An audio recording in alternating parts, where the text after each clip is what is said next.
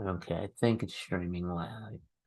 So if it's going live now, we'll go ahead and share this screen again. And let me just check to see if I am live on YouTube. And if so, okay, I think it's streaming live. Say what's up to folks. How do I do this chat thing? I don't know how to do this on this. How do I chat to folks? All right, well, I can't see the chat, so I don't know. I guess this is in the meeting. No, I don't want to chat in the meeting. I want to chat live on YouTube. So I guess I'll go to my YouTube here and mute it, and then I'll come in the box on y'all like that. All right. Ta-da. Where there's a will, there's a way, right, baby? We're gonna make it happen, Captain. The meeting. No, I don't want to chat in the meeting. All right, here we go. So salute to y'all. Like as you enter. Share this.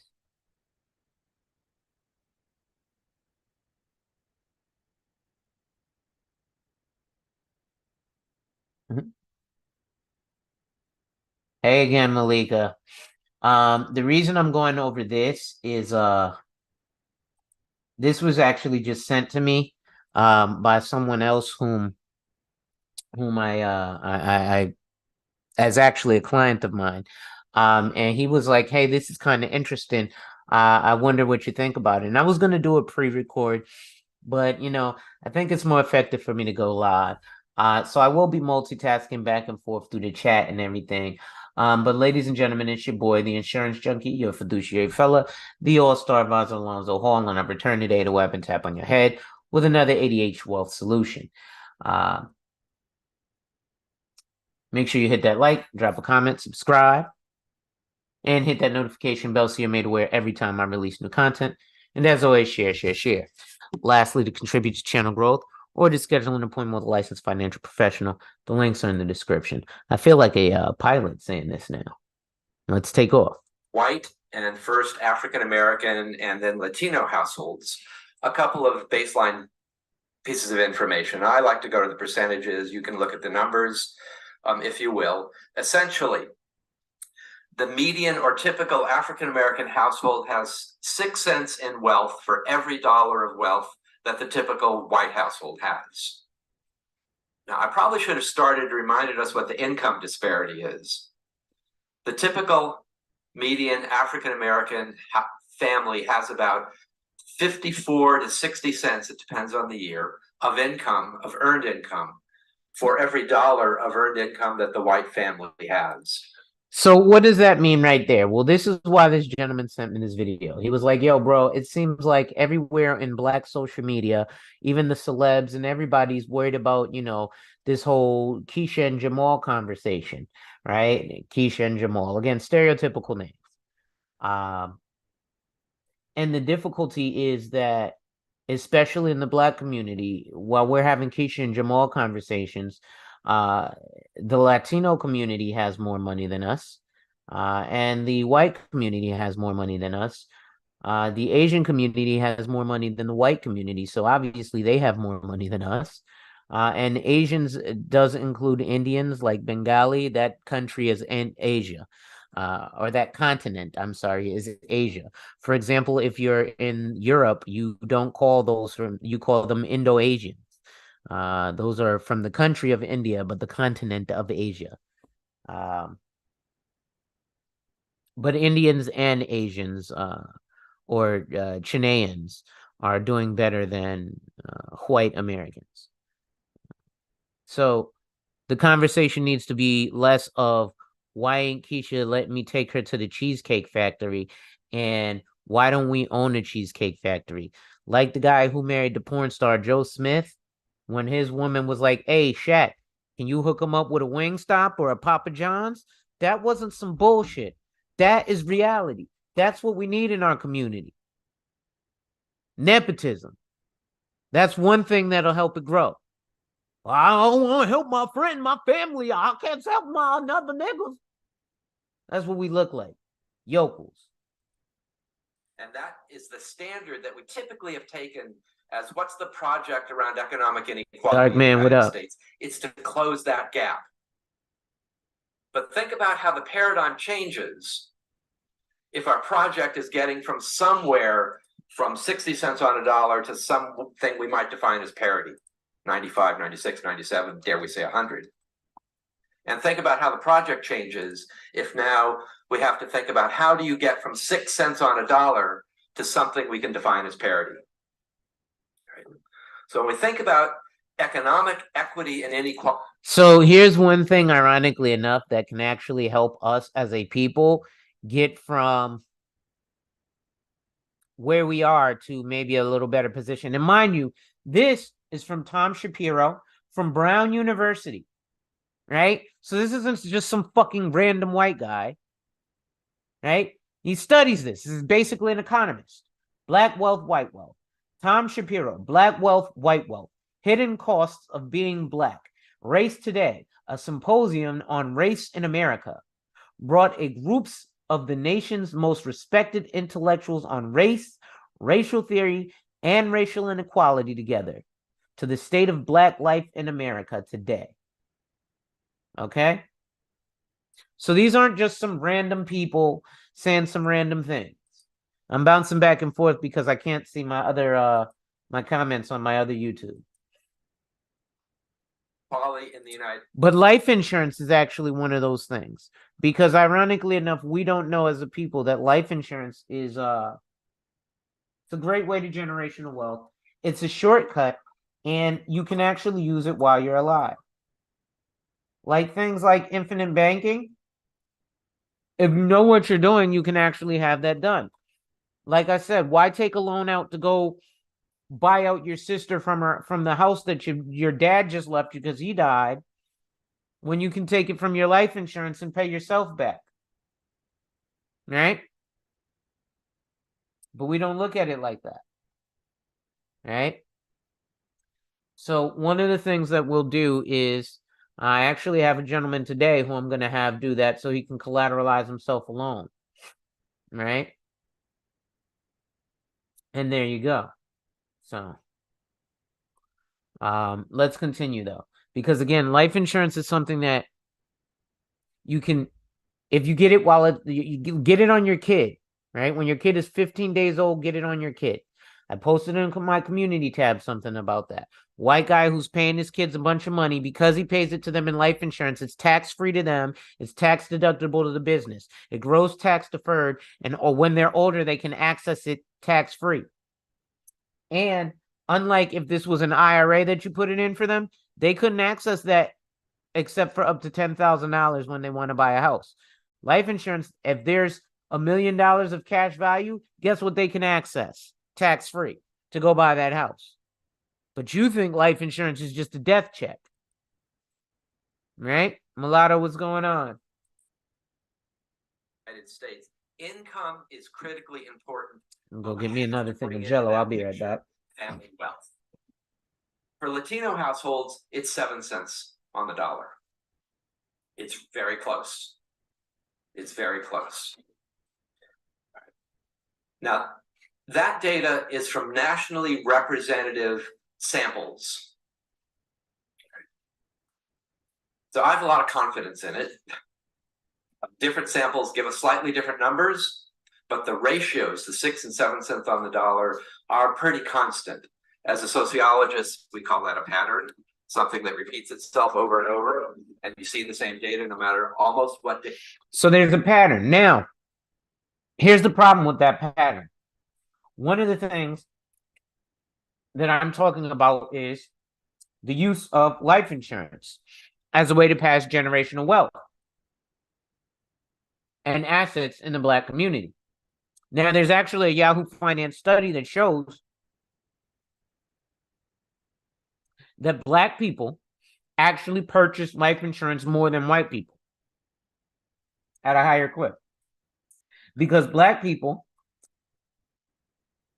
believe in the power of life insurance to pass down wealth. The difficulty is Black people tend to buy life insurance the wrong way.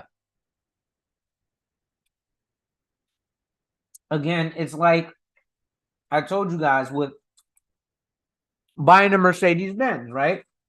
Some people buy a Mercedes Benz and they buy it the wrong way, meaning they can buy it, but they can't afford it.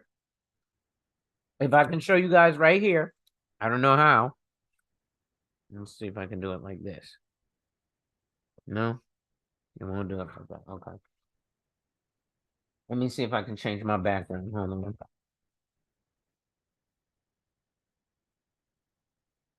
Um, no. All right. So I can show you guys right here. This is the receipt from me from the other day. It's a total of, well, here's one receipt from Mercedes-Benz, right? Hey, I can't get that in focus. Huh?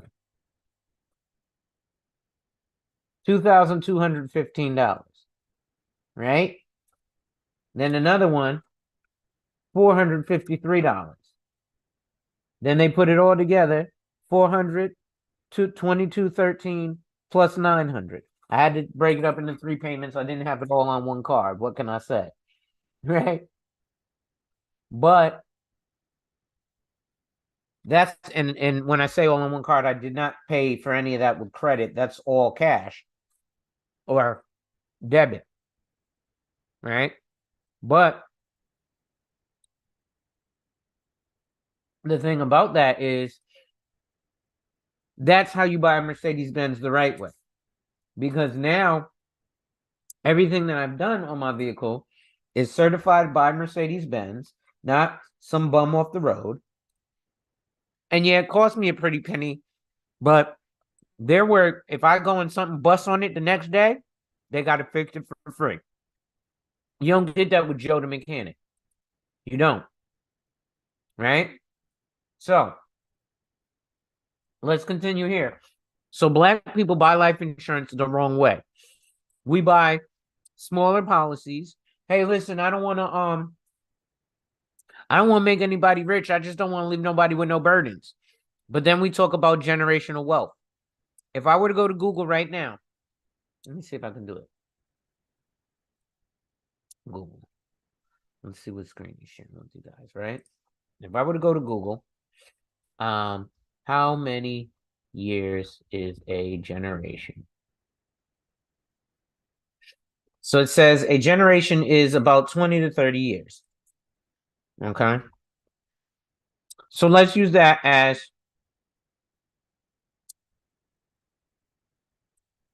the baseline, right? Average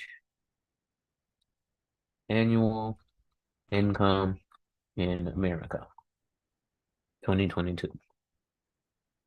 $60,000, right? Now, most black folks be like, I want to leave generational wealth, right?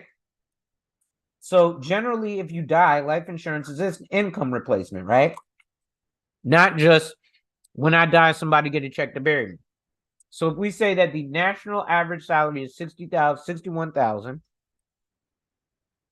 and let's go on the low end and say the average and generation is 20 years, that means you need at least $1.2 million of a death benefit to talk about this generational wealth bullshit we be talking about. Now you see how crazy that sounds when I'm talking to black folk? This is why you get a lot of folks who tell you to buy term insurance. Because not just black folks, but most Americans cannot afford how much a $1.2 million death benefit is in a whole life policy when they're at the age where they're finally thinking about it. Which, when you're at the age where you're finally thinking about getting life insurance and getting proper coverage, you're at least 40. And when you're 40, guess what? I'm sure you've been to the doctor twice. I'm sure your health is not what it was 25 years ago. Right? I'm sure things like you have aches and pains. You probably gained a couple pounds. Maybe you've had a surgery. Maybe, you get that good old heartburn now. Maybe your credit history isn't great anymore. Maybe your driver's license got suspended. All those things factor into how much you're going to pay for life insurance. But then you also want to do things like think about it when we come to time to apply. Raya, what up? Right? When it's time to apply, I want to think about it. Let me ask you something. Or I'll apply when I'm ready. Okay. Let me ask you something. If you ain't got no job and Walmart's hiring and you go apply for the job at Walmart when you ready to start working. So listen, I don't want to start working until February 1st. So I ain't gonna go apply until February 1st. Okay. Well, it's January 1st right now. And just because you ain't applying, somebody else is. So just know that. Number one. Now, number two, let's say you put it together and everybody waits until February 1st to apply. You get everybody in the town to wait till February 1st to apply to work at Walmart. Right? And now, February 1st comes, everybody applies. Ain't no guarantee you're going to get that job. So again, when you're applying for life insurance, you don't want to think about it. You want to actually do it. This is another thing that shows that Black people buy life insurance wrong. We buy the wrong types of policies and the wrong death benefits, and generally too late. We don't pass that knowledge forward. So let's continue. Database one uses. So we can look at that. As one of our projects at an institute that I'm very involved in, in working with community-based organizations, we shifted the question a little bit. And the question started to become not what is the racial wealth gap in the United States, but over a period of time, is it increasing, narrowing, or staying the same? And this, I think, is a great puzzle in thinking. Now, mind you, this is 8 years old, right? So this is almost a decade old, and he's looking at data from 2011. It's currently, 2024, because we've got, less than 90 days left in this year. Shit, right? That is not a dumb question. What was the question? Yes. So it's very possible to get one more than. So, Darkman Jeff, that's a great question. The answer is the wealthy insure one life at least 7 times. Or people who like to think about what is the impact of the past on the present. There's a line of thought that I think goes like this. Whatever happened in the past was horrible, and it provides us with different starting points, especially in terms of family wealth. But whatever that One thing I want to show y'all when we're talking about, Black wealth, white wealth, and life insurance that I always mention, and I've passed this out so many times. I actually sent this to Taz Exclusives, but I don't know if it's on his Patreon or whatnot. But apparently it wasn't important enough to get sent to niggas. But he's out here beefing with other Negroes because that's what we do, right? We talk about the bullshit, but when we talk about the reality, I mean, it's even in here in this article, right? This is Disability Studies Quarterly, right? This is a article written by Dr. Michael Ralph of New York University, right? And this is Life in the Midst of Death, notes on the relationship between slave insurance and life insurance, right? He has the abstract here. Look, a note from Josiah C. Knott, Life Insurance at the South in 1847. In life, we're in the midst of death, and a dare hour may paralyze the hand which feeds the helpless. In a country like ours, with untrammeled energies and eager grasp, we are pressing along the road which leads to fortune and greatness. We sometimes travel too fast, and great commercial conversions are inevitable consequences, which bring ruin on individuals the most prudent and cautious. Take a person so situated with the uncertainty of life hanging over him, and how much cheerfully he will toil on could he say, come what may, my life is insured, and my wife and child are sure of something to save them from want. 1847. Meanwhile, I got so many Black folk wanting to think about it in 2024. Oh, I ain't done. Same dude said this in 1847. As long as the Negro is sound and worth more than the amount of the insured, self-interest will prompt the owner to preserve the life of the slave. So what that means is, like, when you see all these 12 years of slave movies where they beating the fuck out the slave and beating the slave to fucking death, that would be stupid as fuck. Do you see anybody beating their prized horse to fucking death? Do you see anybody taking bullets and shooting up their fucking Maserati? But they show you in these movies, beat that nigger, kill that nigger, you stupid motherfucker. It's all marketing. Meanwhile, this motherfucker told you in 1847, life insurance, we getting that on them Negroes. Right? Well, why do I get so passionate about this? Right? But if the slave become unsound and there's little prospect of a perfect recovery, the underwriters can't expect fair play. So this is kind of like with the rappers right now. I'm gonna kill you, nigga, kill you, nigga, kill you, rah, gang. Put a life insurance policy on them niggas. Pow, pow, pow. In later news, some other dumb young rapper named Young Dumb Full of Cum just got slain at 19 years old. The record label recouped $100 million, but you don't know anything about that. His family was left with his masters that are worth shit because niggas' music ain't shit. Like, I am close friends with a rapper who's friends with Mo 3. He was like, Mo 3 family good. They got his masters. Nigga, don't nobody listen to that country bumpkin ass nigga music, especially now that he dead. Right? But I'm with the asshole for saying stuff like that. The insurance money is worth more than the slave. Wait, this is from 1847, y'all. I'm not making this shit up. Josiah C. Knott, Statistics of Southern Slave Plantation, November 1847. What?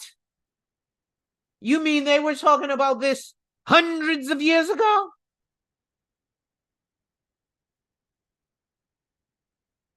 On August 25th, 2011, NBC and other news reports outlets reported a scheme that presidential candidate Rick Perry had concocted in 2003 to take out life insurance policies on retiring public school teachers. The rationale behind his indecent proposal was that the senior citizens had a high statistical probability to die within the next decade. And when they did, the government of Texas could turn a profit. Because black people buy life insurance the wrong fucking way.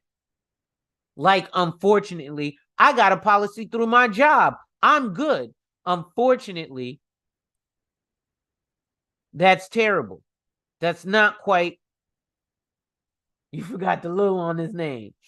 Unfortunately, that's not quite what helps us. Right? So again, let's continue. Right? I'm not even going to say Michael Moore examines a similar practice in his 2009 documentary, Capitalism: A Love Story, where the devastating revelation that a number of Fortune 500 companies, including those that you work for, Bank of America, Citibank, McDonnell Douglas, Hershey, Nestle, Walmart, Procter & Gamble, and American Express, have made use of what industry insiders call corporate-owned life insurance. Or, oh yeah, I got life insurance from my job. Oh, you think not? Commonly known as dead peasant insurance. Hold up, Dark Man Jeff. Let me tell you why you don't have life insurance on yourself right now because of the policy you have from your job. And we're not picking on you because this is many Americans I speak to. I'm good. I've got life insurance from my job. Nigga, you're a low-level motherfucker. Not to shit on you, bro, but you're not this motherfucker here. Daniel Johnson died of cancer. Moore tells us that Amity Bank had more than $5 million of policies that it had in his and that taken out in his name. So he's probably an executive or something, right? The reason I say that is because on average, your salary, what your job does for death benefit on your life insurance policy is 2 to 3 times your salary. So if you make $50,000 a year, your job gives you a $100,000 death benefit, or maybe $150,000 death benefit. So who gives a fuck if they take that from you and your family? What's your family going to do other than nothing? right? Now I sound like the asshole, and again, I'm not picking on you, but this is the reality. When Daniel Johnson died, Amity Bank made more than $5 million on policies that it had taken out in his name, and they never shared it with his dependents. I'm good. I got life insurance on the job. I'm a dead peasant. Dead peasant insurance. Corporate owned life insurance. Not making this up, ladies and gentlemen. Starting point we got should be about the same. The level shouldn't differ. The lines or the slope shouldn't differ. And what I'm going to suggest is if that line for white families goes up and it doesn't for African American families to the same degree, then that what's getting worse. If those lines start to converge at some point, it's getting better. And we can think about why that might be the case. So maybe this is another part of the case. Historians have reached apparent consensus why U.S. life insurance did not take root until the 1840s, right? But I want to find something here because Americans embraced life insurance at this specific historical juncture. Da, da, da, da, da, da. There's a part in here about one of your favorite rappers. Let's see. Amidst the casual factors, it's worth noting scholarly expectations about the historical emergence of life insurance typically overlook the business of insuring slaves. So again, why do you watch 12 Years a Slave and Roots and think they beat the shit out of Toby? That would be stupid as fuck to beat the shit out of Toby. Toby is an asset. I don't need to cripple him and throw him in the dregs. Now, yes, the ones that weren't productive are the ones that you would beat the shit out of. This lazy Negro, but that Negro got beat every day. Right? Which became a robust domain of commercial traffic by the 1830s. This oversight stems from too many narrow analytic framework. Slave insurance policies were property insurance, like real estate, more specifically in places like New Orleans, where Negroes did not have jurisdictional status as legal persons. And yet, slave insurance policies, human chattel, was priced not according to physical stature.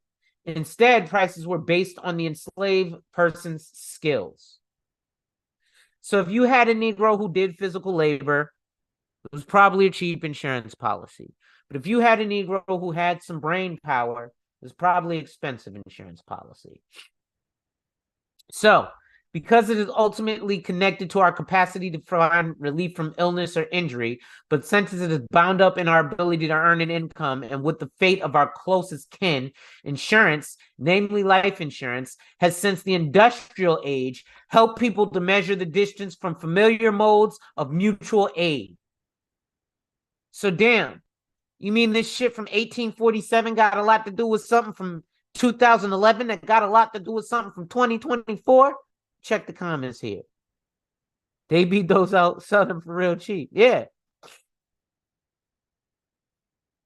Right? So let's just continue here.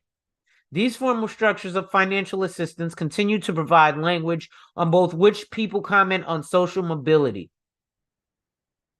Oh, I insure fuck life insurance, says rapper Rick Ross. Wait. Oh, my ICE is insured fuck life insurance. So you'll let them Negroes kill you for this piece of diamond, this piece of cut glass, that you make sure if something happens to that, you're going to get your money back. But fuck making sure your life is insured. Fuck making sure if I get an illness, I have money for that.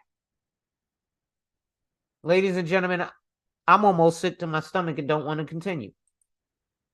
So what we did was to follow the same set of families and a data set that allowed us to first look at them from 1984 to 2009 and then 2011. 1984 to 2011. When is this shit from? 1847? 1840. Let's look up Josiah Sinai. Right? Josiah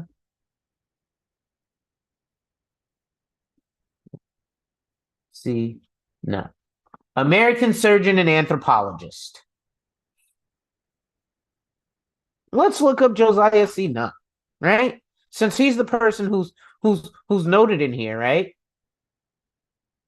Josiah C. Clark Nutt was an American surgeon, anthropologist, and ethnologist, known for his studies into the etiology of yellow fever and malaria, including the theory that they are caused by germs, and his espousal of scientific racism, sometimes biological racism, is the pseudo-scientific belief that the human species can be subdivided into biologically distinct taxa called races, and that empirical evidence exists to support or justify racism, racial inferiority, or racial superiority.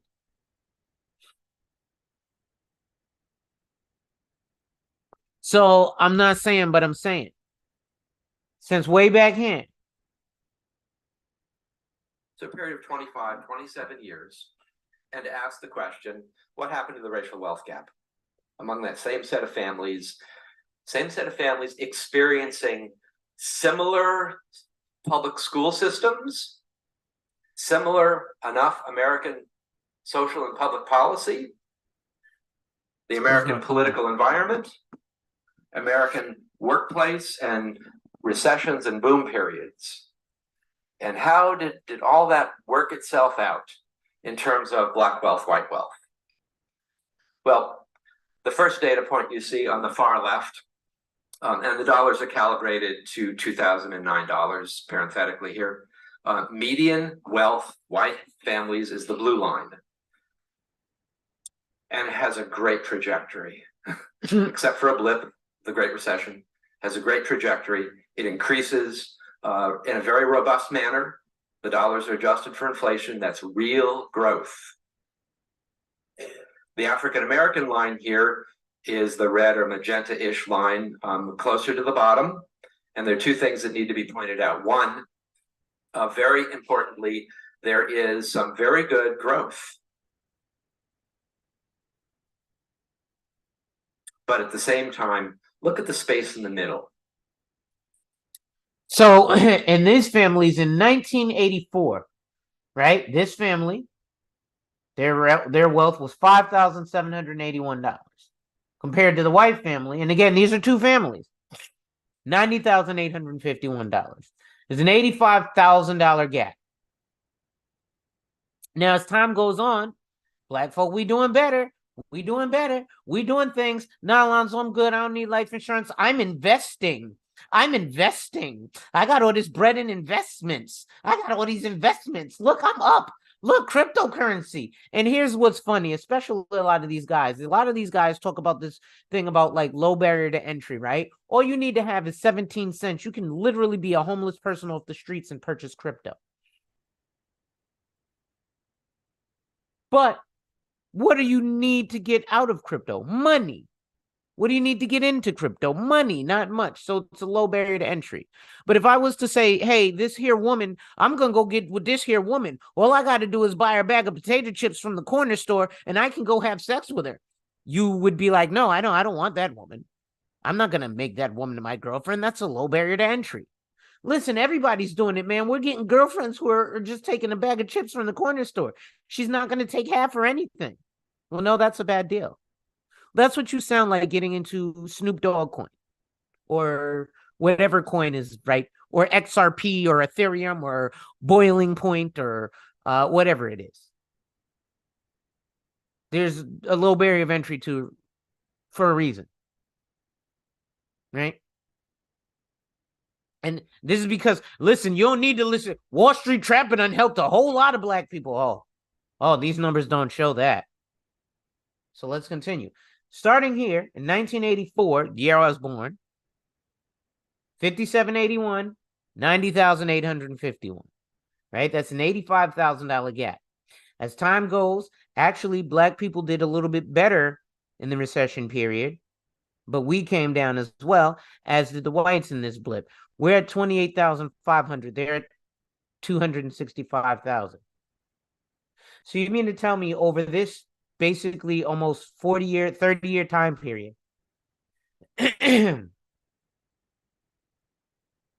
We couldn't even get from 5,700 to 85K. This isn't one or two folks doing really good. These are two families. So this is showing the projection. If these two families, the likelihood is that the larger proportion is going to be the same. Especially when we show that the larger numbers show that we have 6 cents on every dollar. But I digress. The distance between the lines keeps growing, such that the racial wealth gap following the same set of families as they go through the life. Same set of families we talked about almost triples. Right. Palpably, objectively, the racial wealth gap as I think, a good metric of economic racial inequality in the United States gets worse, and significantly worse.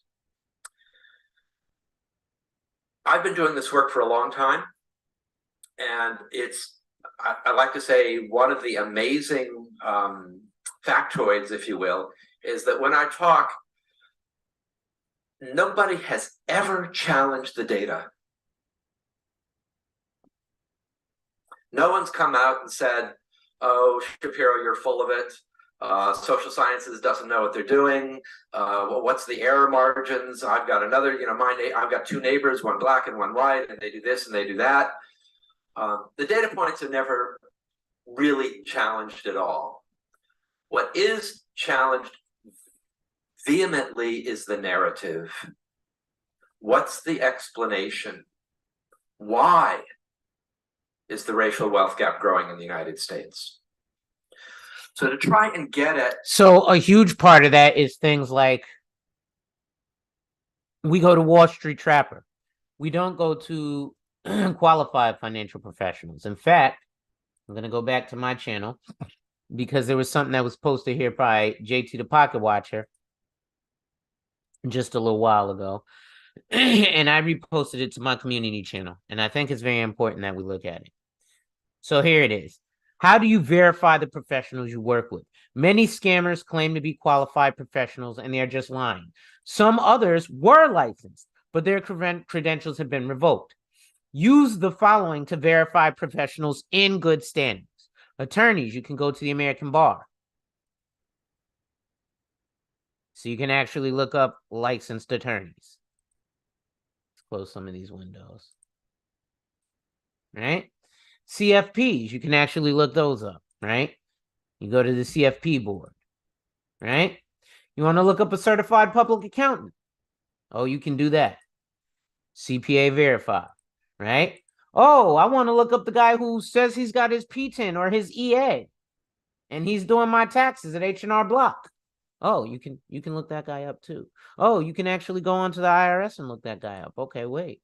Real estate agents.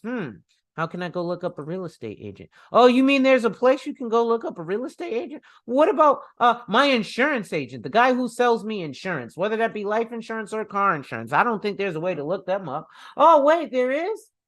Oh, shit. And there's not just the NIPR. You can also go to the NAIC, National Association of Insurance Commissioners. These are the people who are NAIC,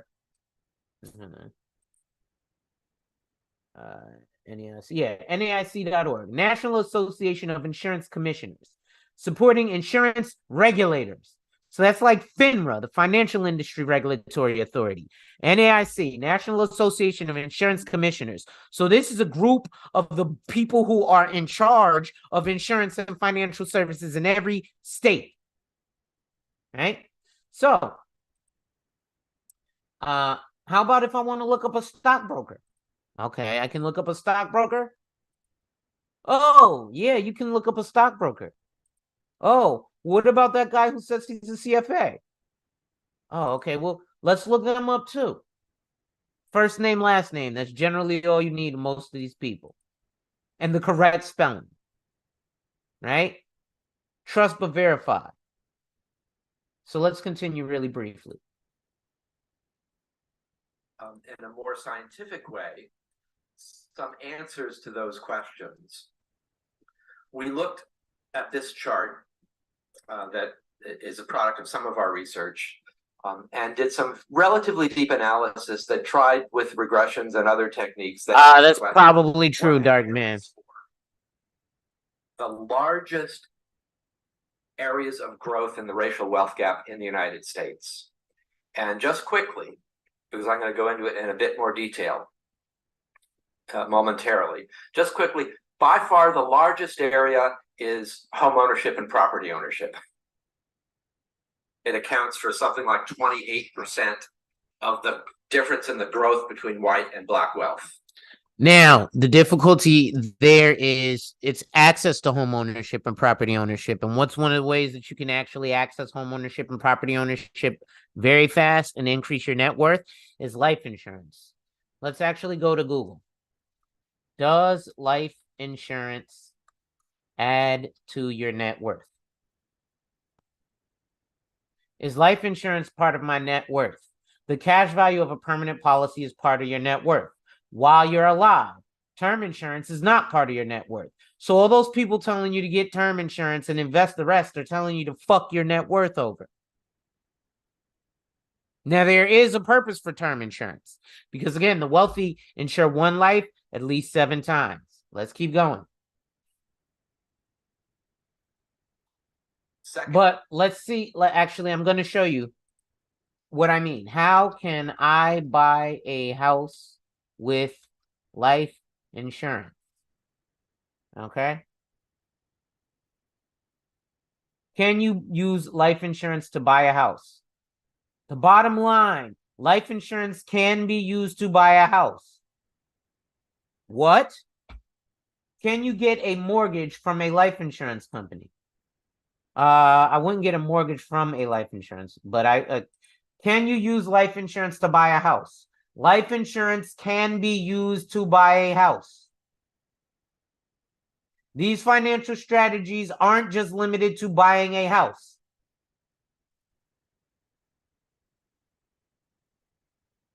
Let's go back.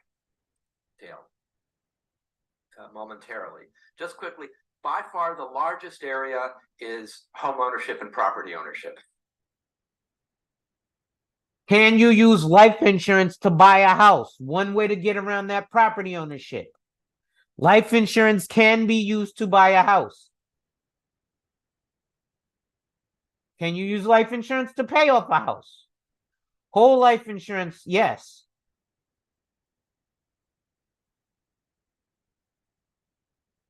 How to use life insurance as a bank. Start young. I'm not even going to go. And that's from NASDAQ.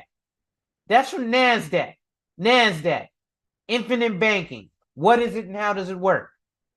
Wait, why the fuck is NASDAQ, the investment company, talking about life insurance? I continue. I'm about to stop in like 5 minutes. 28% of the difference in the growth between white and black wealth. The second area includes income, and it is not family income. It is the increase in income between 1984 and 2009. That is, what's the wealth action, if you will, on every dollar of increased income? Does it look similar for whites as it does for African Americans? And that turned out to be also a very large driver of the increasing racial wealth gap. Education. And here, again, we were not looking, if you will, simply at educational or achievement gaps. We were looking at college-educated Black and white families and controlling for that and asking, is the return on wealth from that same, at least degree, what does that look like in terms of how it translated or converts to wealth for white and black families? That also is a large producer of both wealth and an increase in the racial wealth gap. Wow. So I want to be clear, education is important, especially higher education, and the jobs, the income, and the wealth that flow from that are far greater than a high school education. At the same time, there are dynamics within that process and how those educational achievements are rewarded that continues to drive the racial wealth gap in the United States. All right, so let me get So again, even little stuff like knowing about this type of stuff, right? Like people will go, how much does a $500,000 whole life policy cost? It says a 30-year-old in good health could pay about $472 a month for a whole life policy, generally speaking. But there's so many other factors that go into that. What is good health? You might think you're in good health. People look at me and think I'm in good health. I'm slender, I'm tall, I smile nice. My health is not the best, right? And I was talking to people like Sheed, and he'd be like, "Oh, you got to get your health right." It has nothing to do with that. It's a chronic condition, right? So it's kind of like pancreatitis, or unfortunately, because of me being younger and having diabetes, a lot of that has caught up to me. I do a lot better with it now, but the damage has already been done 15 years ago, right? So from thinking you're Superman when you're 20, and now you're 40, and you're like, damn, I wish I didn't do all that damage to my body when I was 20. I know it now. My uncle is 67. He just had a stroke.